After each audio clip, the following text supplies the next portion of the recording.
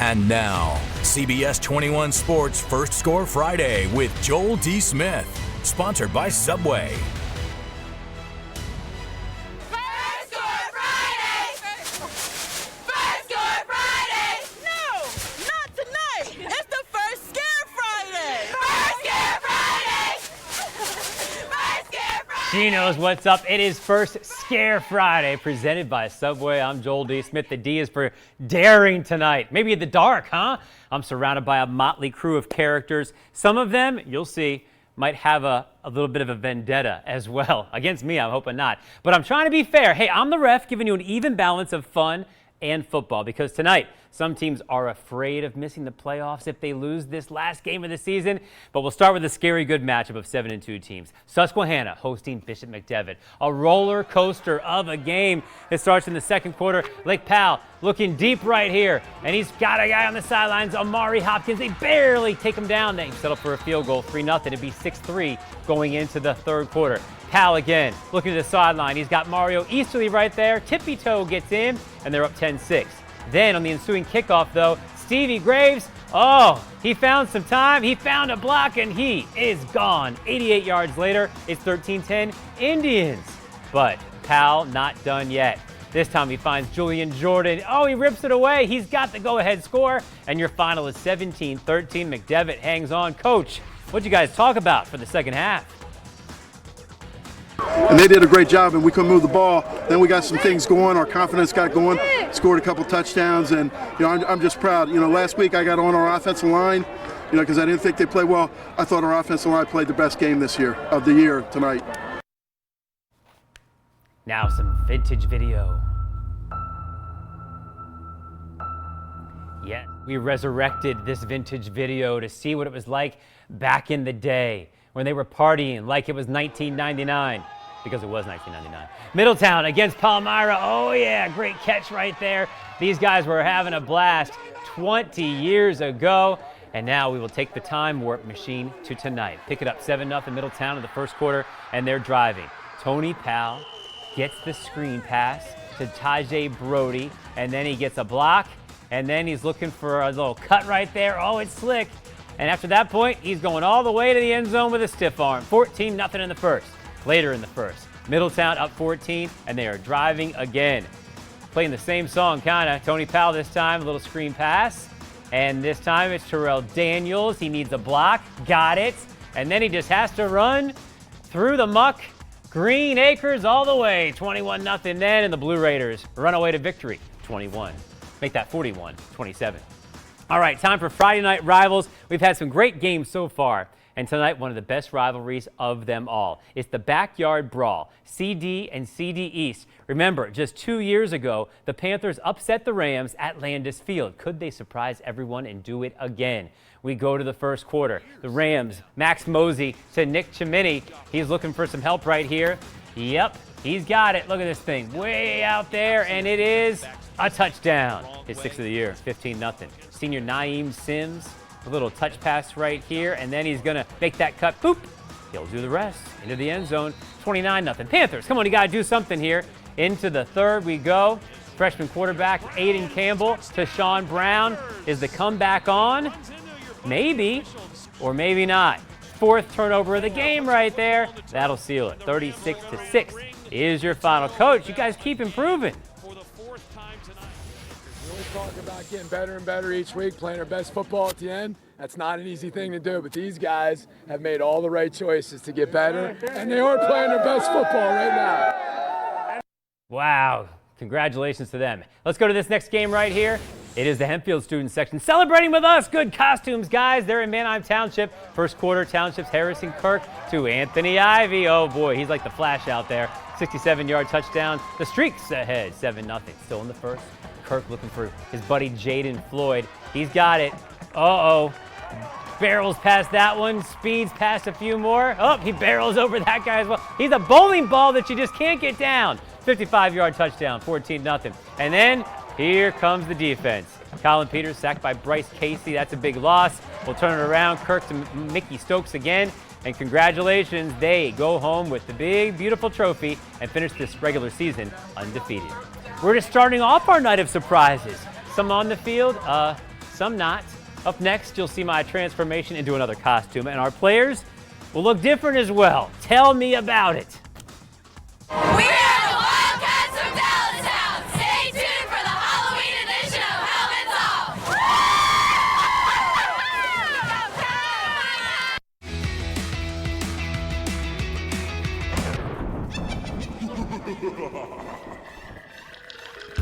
Best Halloween costume I ever had was Jordan Belfort from The Wolf of Wall Street. My best Halloween costume ever was, I was a Bengals football player for about 7 years in a row, so I would say that was probably my best. One thing that scares me is cats. For Halloween this year, I'm gonna be Teenage Mutant Ninja Turtles. I love the Ninja Turtles. My favorite Halloween costume I ever had was probably the mirror.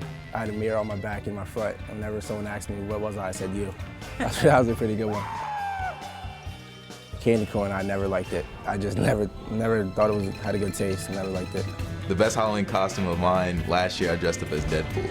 My best Halloween costume ever was an Iron Man costume in 4th grade. For Halloween this year, definitely want to be Spider-Man. He's been my favorite superhero since I was little. Actually kind of want to order a costume that's a little bit more on the pricier side just so I can look a little bit more like him.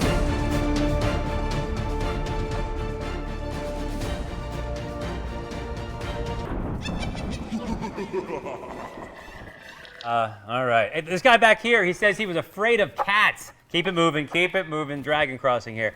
But is he afraid of dragons or maybe even rollers? The steel high kind? Not in the third quarter. Let's get to it right now. Keep this thing moving. That's where we pick it up, tied at 13. Milton Hershey and Steel High tied there in the third. The Spartans are driving. Deion Bryant hands it off and then gets possessed by the Roadrunner. Oh my goodness, there he goes. I told you this was a crazy episode. 88 yards for the touchdown, 19-13 Milton Hershey. Still in the third. Milton Hershey looking for more. Is Tiger Mavasari keeping it himself? He doesn't have enough space.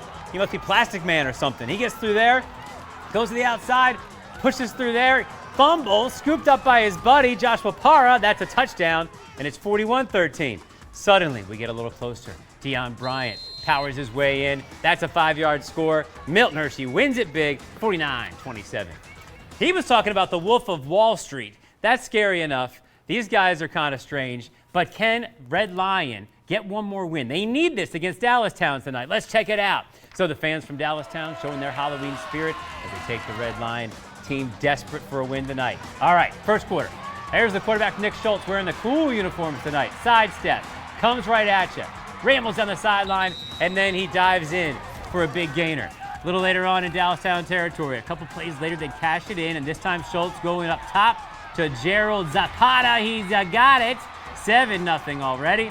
And then we go to the second quarter. Wildcats trying to get in this thing. It's Gabe Hali, little bootleg action, finds his man, Nate Ward. He's in. We're tied at 7, folks. But Red Lion would eventually win it 28-21 over Dallastown. Well, it's not a witch's cauldron, but it is a little brown jug, and it's something that a lot of folks want. He would like it, right? You got to earn it, though. Big spring in Shippensburg. Thanks to realignment, this could be the last time we see this jug game for a long time. So you got to win it. Greyhounds trying to finish off that perfect season. First quarter, play action. Zach Manning looking for Isaiah Hauser. He's kind of covered, but not enough. Ship up. 7-0. Next possession. This time it's Manning again, and he's going to take it here. Fade back. Looking right, comes middle. Oh, between two guys. That's his buddy Gustafson. He's got it for the touchdown. 20 yards. Actually, the next play, then, they would put it in for the TD. Big Spring, deep in their own territory right now. It is Schollenberger with the pass. Intercepted. And that's another touchdown. This time it's Hauser. You get the picture. Ship scores. Ship wins 40-7. Cacalico, student section. Blackout against Lampeter Strasburg. Third quarter action. Cacalico up by 8. And this time it's Carson Nash with the throw over the middle. That is a touchdown. 28-13. This time, Connor Nolt intercepted by Noah Palm. And then we're going the other way. And this is going to take a while, but it's worth it, folks. He pushes back this guy, gets around that guy, and now we are off to the races. Noah Palm's going to go all the way to share a little high five with his buddy and then get into the end zone. After that, the Eagles are up 41-13. And Cacalico goes on to win 41-13 as your final. We're not ready to go back to the graveyard quite yet. We have our Phenom winner. Top that, my crazy co-workers are ready. Are you guys too? That's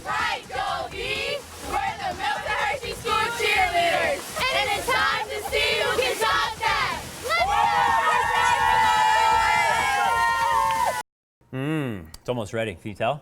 Delicious. Yeah, I've been stirring up some highlights for you for the end of the show. Camp Hill tonight was hoping to feed a bunch of humble pie to the Shamrocks. No, because Trinity needs a win for the playoffs. It's ready. Let's go. Trinity in a blackout today with a big crowd for senior night, needing a win and some help for the big rivalry game against Camp Hill. First quarter, and the Shamrocks looking to strike first. It is Danny Scott back to pass. Fires it to Ryan Berrigan. He's got it. Nice grab, and he is, oh yes, got in there. 7-0 Shamrocks. A little later on, Lions in the red zone. Daniel Schuster in a little bit of trouble. Have a little flick pass right there. You take this. Frank Shuttle says, fine, I will. Off he goes to the races. Cuts back. He's in. Miss extra point, 7-6. Now, second quarter, 13-6. Oh, getting out of trouble. That Schuster looking for a long one. Just throw it as high as possible because Connor Trumpy is tall, and he brings it down. 19-18 at the half. Final score, 37-27. Yep, Trinity gets this one. They spoil it for the other team. Actually, Camp Hill wins. My fault. All right, Trinity lost. Here we go to this one now. First place on the line, York County and 8-1 Central hosting William Penn, and here comes York Central, leading by 21 when the Panthers quarterback Bo Perbola gets on through for the touchdown. Later, it's Central York 35-7, and it gets a little chippy in here. A lot of personal fouls, no ejections. We don't like seeing this unless you're in costumes, and it's for pretend guys. So we'll move on a little bit further. This time, it is Toby Stokes looking for a tough pass in there. He gets it, but that's as close as the Bearcats would come. Central York gets that league championship. 35-14 is your final. You know, I think these guys are tired of hearing me tell them that they're young and they're inexperienced and they're still learning. You know, they're just stepping up and they're making big boy plays at big time. So I'm just proud of them, their efforts all in the offseason, put them in this position, and I'm excited about where we can go.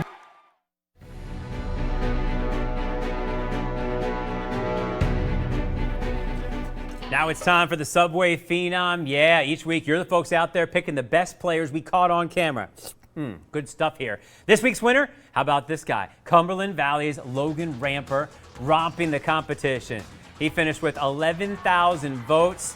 Yeah, we had 16,000 overall, so that's how you win this thing. Congratulations to him. Each week, 5 nominees. We announce them on Monday, and then we get busy at CBS21.com. We pick our favorite and then announce that winner on Friday. So, this to this.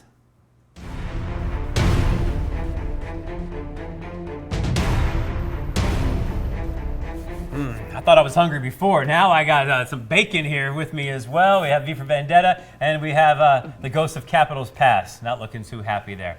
All right, that means it's really time for Top of That. We're going to see who's got the best highlight left that they can cook up for us. Who's going first? I guess I got that. All right, V, let's see what you got. All right, it's Red Lion quarterback Nick Schultz, 42-yard run, makes one man miss, makes another man miss, and he could go so close. He tackled himself, I think. I so know, someone has to be able to beat that. Who can So top close. that? Jolie, I got that. Milton Hershey here. Tiger Maversary back to pass, has no one to go to, so he decides to take it himself. We saw that a little bit earlier, but this time he is going all the way himself to the end zone. I like that. I like that. All right, who can top that? I got this, Joel D. So good, we're seeing twice.